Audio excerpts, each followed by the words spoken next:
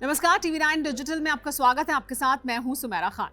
आज के वीडियो की शुरुआत दो तीन सीख के बारे में जिक्र करके उससे शुरुआत करूंगी।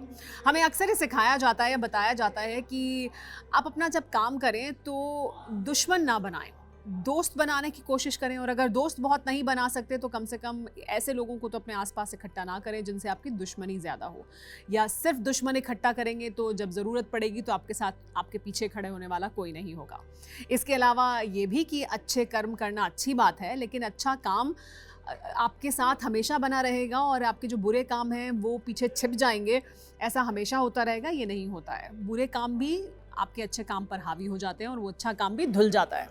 और ऐसा मैं क्यों जिक्र कर रही हूँ, क्योंकि एक बड़ी खबर सामने आई है, वो न्यूयॉर्क के गवर्नर को लेकर है। अमेरिका में न्यूयॉर्क स्टेट के गवर्नर हैं एंड्रू कुमो। 3 टर्म से वो गवर्नर हैं, ये तीसरा टर्म है उनका जो चल रहा है, और उन पर बहुत गंभीर आरोप लगे हैं सेक्सुअल मिसकॉन्डक्ट के। 11 महिलाएं अभी तक ऐसी हैं जो सामने आए हैं, 11 इंस्टेंसेस ऐसे सामने आए हैं जिसमें कि उन पर ये आरोप लगा है कि उन्होंने सेक्सुअल मिसकॉन्डक्ट किया इन महिलाओं के साथ। एंड्रू कुमो इन तमाम आरोपों से इनकार करते हैं, लेकिन मैंने आपको शुरू में वो 2 सीख क्यों बताई, क्योंकि एंड्रू कुमो ने दरअसल जब कोरोना की शुरुआत हुई अमेरिका में और वो पीक पर पहुंचा अमेरिका में, और अमेरिका में हम जानते हैं कि पूरी दुनिया में कोरोना ने जिस तरह की तबाही मचाई, अमेरिका उससे सबसे ज़्यादा प्रभावित था और न्यूयॉर्क खास तौर पर बहुत प्रभावित था। और न्यूयॉर्क के वो गवर्नर हैं, एंड्रू कुमो न्यूयॉर्क के गवर्नर हैं।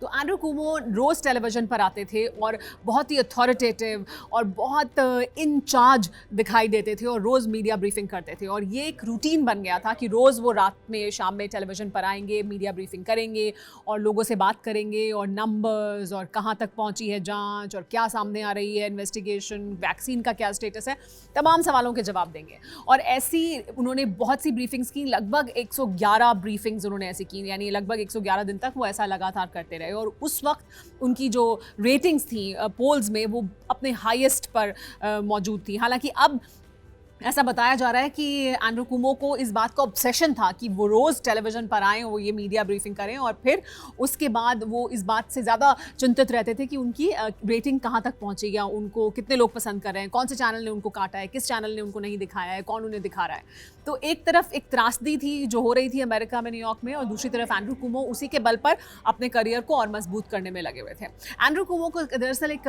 बड़ा उद्देश्य भी है और बड़ा मकसद है उनकी ज़िंदगी का, ये कि वो चौथा टर्म भी लड़े गवर्नर के लिए न्यूयॉर्क के, और वो चौथी बार भी गवर्नर बने 2022 में जो इलेक्शन होगा उसके लिए। अगर वो ऐसा करते हैं तो वो अपने पिता का रिकॉर्ड तोड़ेंगे। उनके पिता 3 बार न्यूयॉर्क के गवर्नर रहे और ये तीसरा टर्म है एंड्रू कुमो का, और अगर इसको पूरा करने के बाद वो चौथे टर्म के लिए भी कॉन्टेस्ट करते हैं, और अगर जीत जाते हैं, जैसा कि उन्हें उम्मीद है और अब तक उन्हें उम्मीद थी कि कोरोना के दौरान उन्होंने जो रिस्पांस दिया है उसके आधार पर वो चौथा टर्म भी कॉन्टेस्ट करेंगे और जीत जाएंगे। उनकी पॉपुलैरिटी बहुत ज़्यादा है और इस वजह से वो अपने पिताजी का रिकॉर्ड भी तोड़ देंगे। मारियो कुमो उनके पिताजी थे जो 3 बार सेनेटर रहे हैं।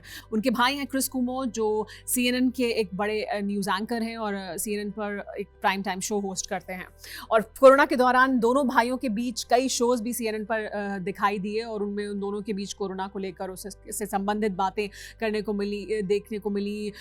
बहुत सी पारिवारिक बातें उनके बीच में हो रही थी। हालांकि तब उनकी तरफ से तर्क ये दिया जा रहा था कि ये इस वजह से हो रहा है क्योंकि लोग ऐसे समय में परेशान हैं, चिंतित हैं, वो इस तरह की पारिवारिक बातें गवर्नर और उनके भाई के बीच में सुनकर अच्छा महसूस करते हैं। लेकिन अब जो कुमो के लिए दिक्कत पैदा हुई है वो इस वजह से क्योंकि 1-2 नहीं 11 एलिगेशंस उनके खिलाफ लगे हैं और एक जांच हुई है।